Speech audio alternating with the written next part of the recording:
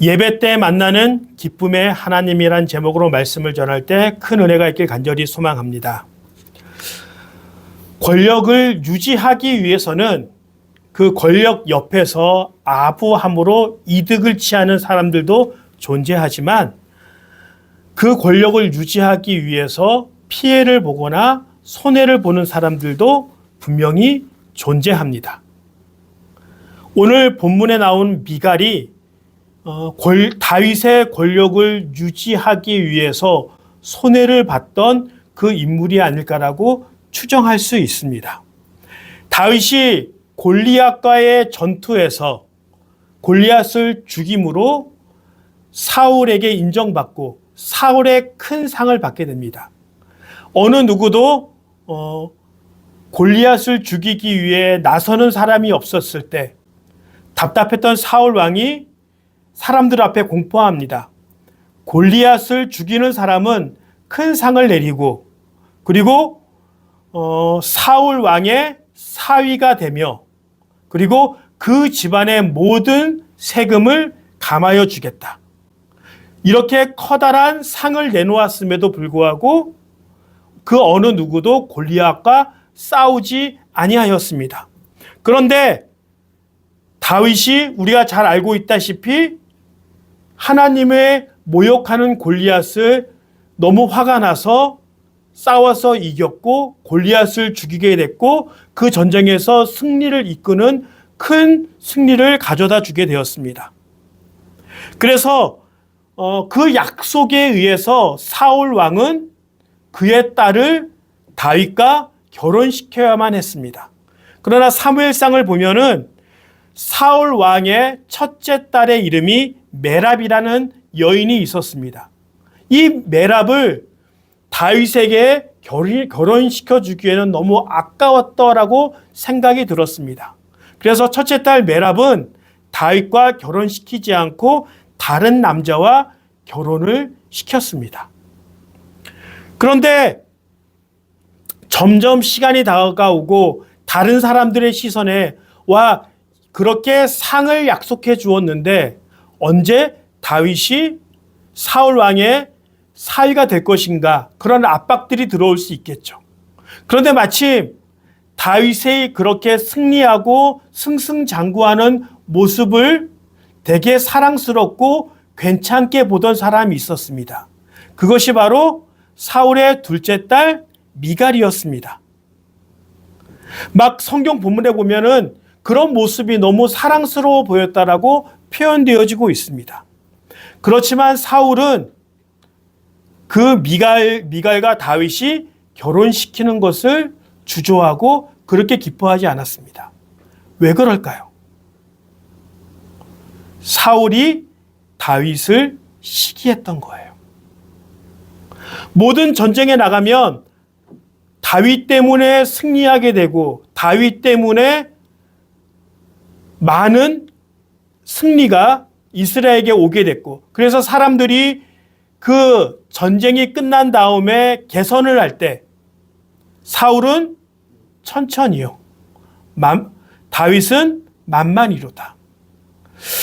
그냥 워낙 다윗이 인기가 많았고 그 전투력이 뛰어났기 때문에 그런 표현을 할 수밖에 없는 상황이 되었을지도 모르지만 이건 되게 위험한 거예요. 절대 권력을 갖고 있는 왕보다 아무리 장군이 더 혁혁한 공로를 세웠을지라도 누구를 먼저 높여줘야 돼요? 왕을 높여줘야 되는 거예요. 잘못했다가 왕의 시기와 질투, 미움을 받고 너무나도 뛰어난 장군과 신하였지만 죽음을 당하게 되는 경우가 매우 많이 있습니다. 이스라엘 그 사람들이 외쳤던 사울은 천천히요, 다윗은 만만이다. 이거는 어리석은 고백이었어요. 오히려 정말 다윗을 사랑하고 아꼈다면 그렇게 표현해서는 안 되는 상황이었습니다. 그래서 사울은 다윗을 미워하고 시기하기 시작했습니다. 그래서 자기의 딸과 결혼시켜야 되는데 그 결혼시키는 것을 주저하고 그래, 내 딸, 둘째 딸과 미갈과 결혼시키는데 어쩔 수 없이 결혼을 시키는데 좀 이 결혼을 시킬 때 시키더라도 뭔가 다윗의 생명을 갖고 한번 장난질을 한번 쳐보자. 그래서 블레셋 사람들의 손에 죽일 수 있는 방법을 생각하기 시작합니다.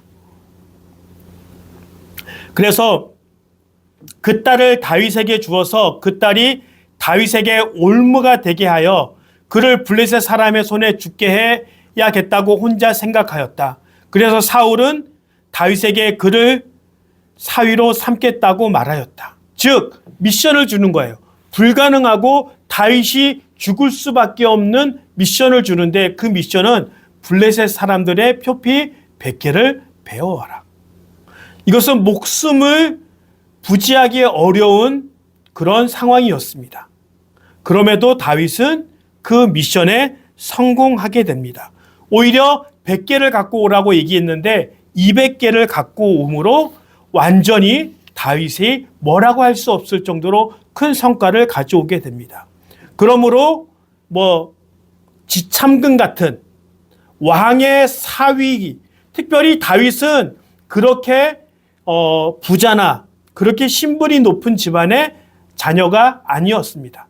그 스스로 생각하기에 나는 비천한 가문에 속한 아들이기에 어떻게 그 위대한 왕의 사위가 되겠느냐라고 스스로도 그렇게 생각할 수 왕의 사위가 되는 것이 되게 부담스러운 상황에서 오히려 떳떳하게 결혼할 수 있는 빌미를 제공하게 됩니다. 그래서 미갈과 결혼했고 잘 살고 있었습니다. 그리고 그 아버지 사울이 다윗을 죽이려고 했을 때 미갈이 너무 다윗을 사랑했기 때문에 다윗이 도망가고 숨을 수 있도록 도와줍니다. 아버지의 명령을 어기고 그렇게 다윗을 숨겨주는 것이 드러나게 되면 자기의 생명도 위태로운 상황에서 목숨을 걸고 다윗을 그렇게 보살펴주고 도망갈 수 있는 길을 열어주게 되었다는 것입니다. 그런데 다윗이 계속 본격적으로 도망 다니다 보니까 그렇게 꼴보기 싫었던 사울 왕이 그래 다윗이 이제 도망가니까 자기 딸 미갈을 발디란 사람에게 강제로 시집을 보냅니다. 처음에는 이 미갈이 사랑했던 다윗을 떠나서 발디란 사람에게 다시 결혼을 한다는 것이 매우 어려웠을 거예요.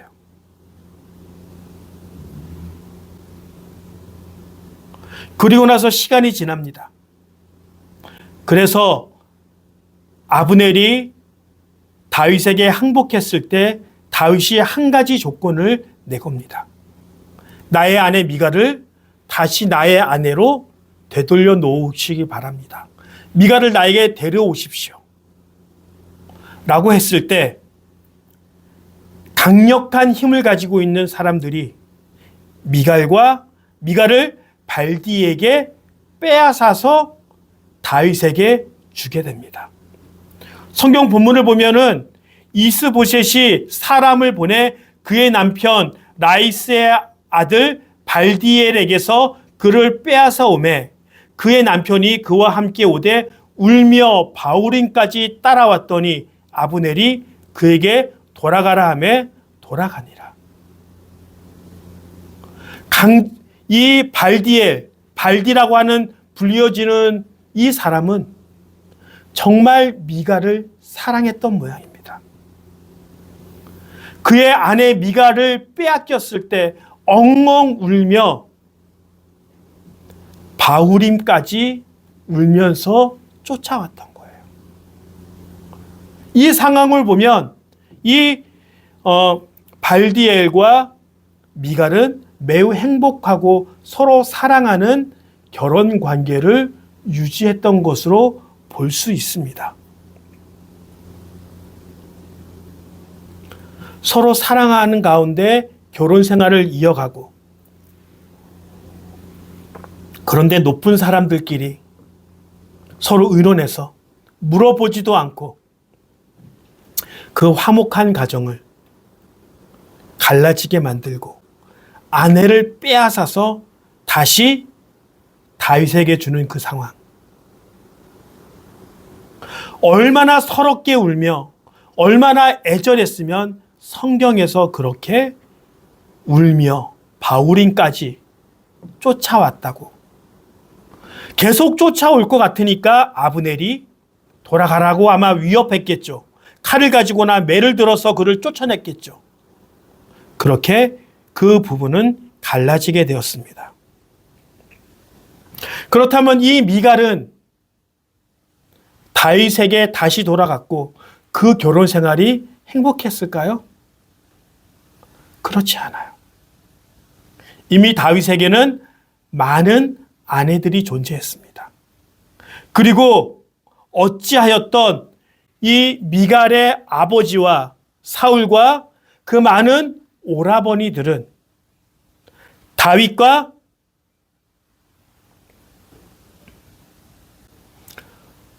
그 오빠들의 왕위 쟁탈전 때문에 죽음을 당하고 그의 가문은 완전히 무너진 상황에 있었습니다. 거기에 대한 원망, 거기에 대한 매우 싫음이 이미 미갈 안에 담겨져 있었던 거예요. 그리고 미갈도 알았을 거예요. 다윗이 나를 다시 부른 것은 나를 사랑하고 나를 아꼈기 때문에 부른 것이 아니라 다윗이 왕이 되는데 왕의 정통성을 얻기 위하여 사울 왕의 사위라는 그 타이틀이 필요했기 때문에 나를 불렀구나. 그것을 알고 있었기 때문에 그 둘의 결혼 상황은 사랑하지 않고 그냥 형식적인 상황으로 갈 수밖에 없었습니다. 그런데 그렇게 사이가 좋지 않은 상황에서 하나님의 법궤가 다윗성으로 도착했습니다. 그리고 이 하나님의 법궤가 다윗성에 도착함으로 다윗의 왕권은 더욱더 확고해지기 시작합니다. 그리고 그것을 바라보는 미갈은 그렇게 좋게 바라보지 않았습니다. 그런데 그렇게 하나님의 법궤가 돌아왔을 때 다윗은 오로지 배 에봇이라고 불려지는 옷만 입고 춤을 추면서 그 하나님의 법궤를 반겼던 거예요. 이 배 에봇이라는 옷은 소매가 없는 배로 만든 그런 옷이에요. 흔히 말하면 약간 속옷 같지 않은 속옷?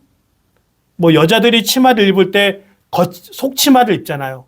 그런 비슷한 옷을 입고 막 춤을 추는 거예요.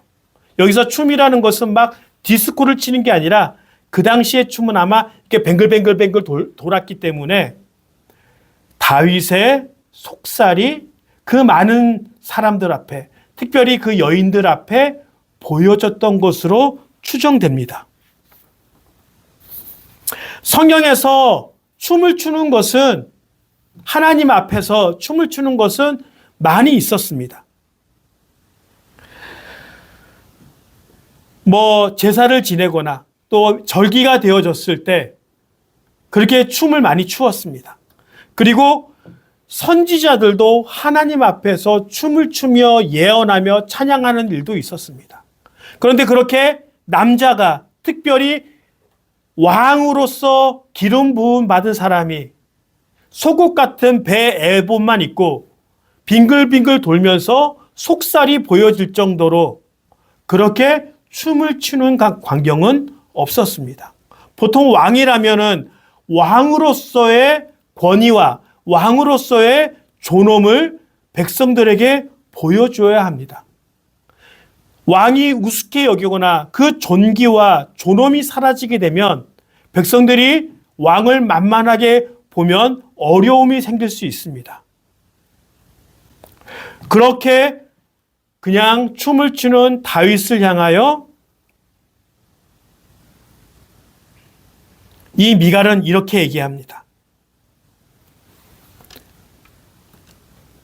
다윗이 자기의 집안 식구들에게 복을 빌어주려고 궁전으로 돌아가니 사울의 딸 미갈이 다윗을 맞으러 나와서 이렇게 말하였다. 오늘 이스라엘의 임금님이 건달패들이 맨살을 드러내고 춤을 추듯이 신하들의 아내가 보는 앞에서 몸을 드러내며 춤을 추셨으니 임금님의 채통이 어떻게 되겠습니까? 그렇게 춤을 추는 다윗이 꼴보기 싫었던 거예요. 그런데 그 이전에 보면 하나님의 법궤가 다윗성에 들어왔을 때 완전히 축제가 일어났어요. 모든 사람들이 춤을 추고 환호하며 화목제를 지내므로 그 다윗이 고기를 백성들에게 나눠주고 음식도 나눠주므로 모든 사람이 축제의 분위기로 하나님을 맞이하고 이제 예배의 축제의 예배를 드릴 수 있는 환경에서 유일하게 미갈만 그 축제의 예배, 하나님을 기뻐하는 것에 대하여 동참하고 있지 않은 거예요. 흔히 얘기하듯이 그 분위기 좋은 그 분위기를 어떻게 한 거예요? 산산이 박살내어 놓은 그런 상황입니다. 다윗도 내가 얼만큼 노력해서 이 법궤를 이렇게 갖고 왔고 모든 백성들이 환호하며 기뻐하는 축제를 만들었는데 미갈의 그 단 한마디가 모든 분위기를 다 얼어붙게 만들었다는 거예요. 그렇다면 다윗 입에서도 좋은 소리가 나갈까요? 안 나갈까요? 21절에 이렇게 나와 있습니다. 다윗이 미갈에게 대답하였다. 그렇소. 내가 주님 앞에서 그렇게 춤을 추었소. 주님께서는 그대의 아버지와 그의 온 집안이 있는데도 그들을 마다하시고 나를 뽑으셔서 주님의 백성 이스라엘을 다스리도록 통치자로 세워주셨소. 그러니 나는 주님을 찬양할 수밖에 없어. 나는 언제나 주님 앞에서 기뻐하며 뛸 것이요. 이 말은 뭐예요?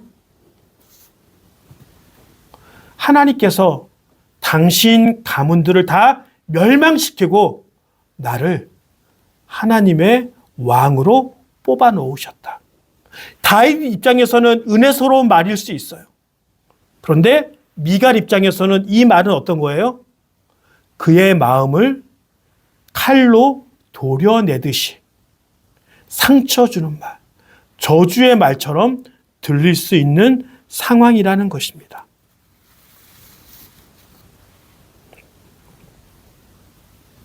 이렇게 미갈이 기뻐하는 다윗을 그렇게 평가했을 때 성경에서는 더 이상 하나님이 미갈을 임신케 하지 못하게 만드셨다라고 나와 있습니다. 임신을 하지 못했다는 것은 두 가지 의미가 있겠죠.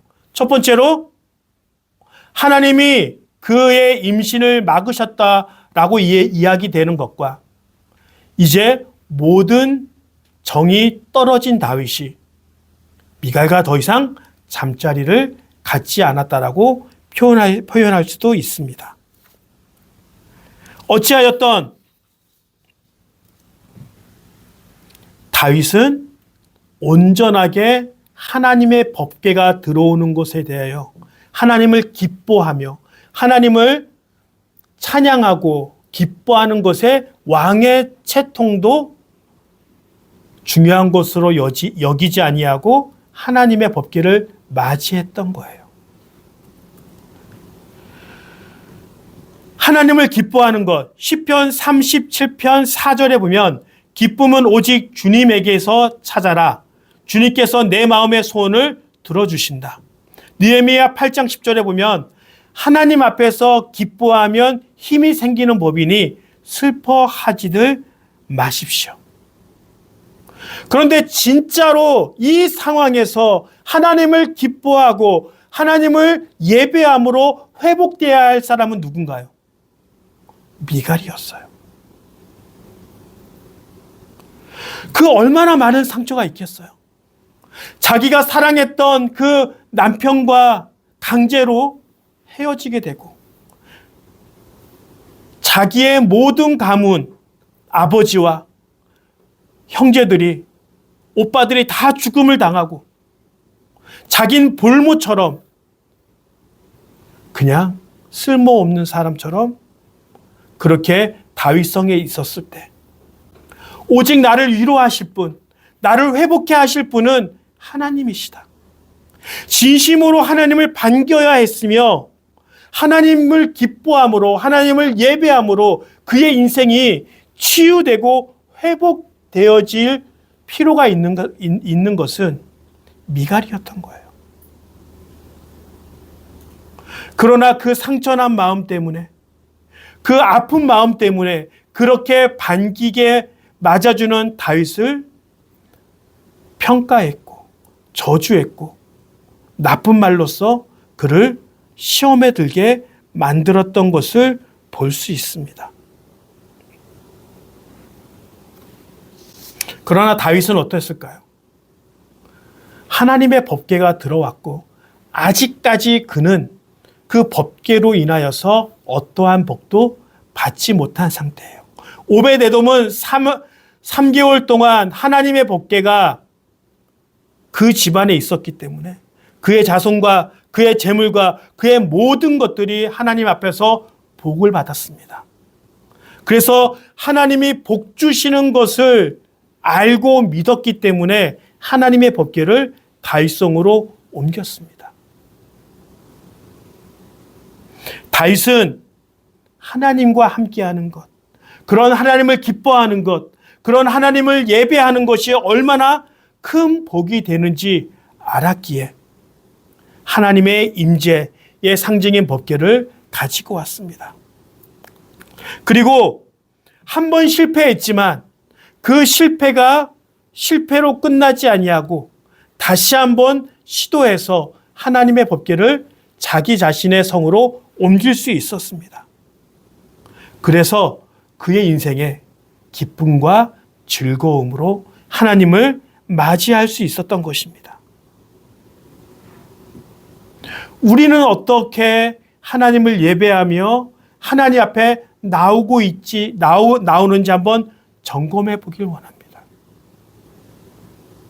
다윗은 저렇게 하나님을 맞이했기 때문에 저런 복을 받았구나.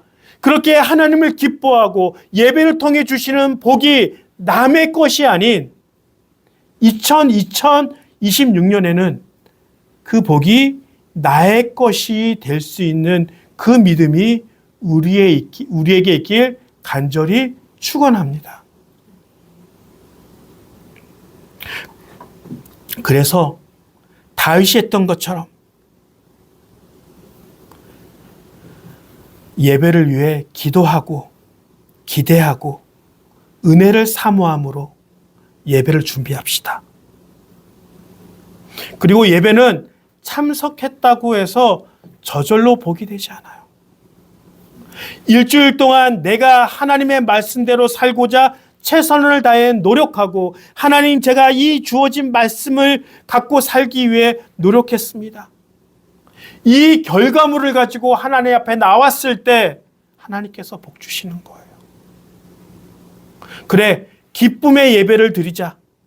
그러기 위하여 내가 나의 몸을 정결케 하고 나에게 오는 그 죄의 모든 모습을 없게 만들고 예배를 위해서 기도하고 또 더 많은 사람들이 하나님 앞에 예배 드리기 위해서 전도하는 그 모습으로 살아갔을 때 하나님께서 예배를 통해 말씀하시는 거예요.